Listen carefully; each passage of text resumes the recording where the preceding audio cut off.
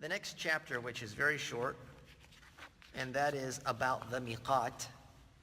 The miqat, of course, is talking about specified places and times for specific acts of worship. So when it comes to Hajj, the miqat, we're going to be talking about specific locations. It says the miqat for Medina is Dhul Hulayfa, for the Levant, Egypt, and the West is Juhfa, for Yemen is Yalamlam, for the highlands and the Hijaz, the highlands of Yemen, and Ta'if is Qarn, and for the east is that Irq. Either you pass directly through these miqats, or they establish a boundary around Mecca.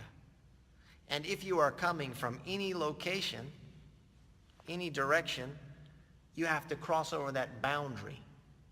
And it is before that boundary that you have to make the ihram. And you have to declare you have to make your intention, basically declaring which type of Hajj that you are going to make. He says these are for their respective inhabitants and all who pass by. So as was mentioned, the inhabitants of those areas or those regions, they will pass by their specified miqat, or anyone else that passes by, they will use them as their miqats. He says whoever is in Mecca is to make ihram for Hajj there. Meaning they will make ihram for Hajj in Mecca.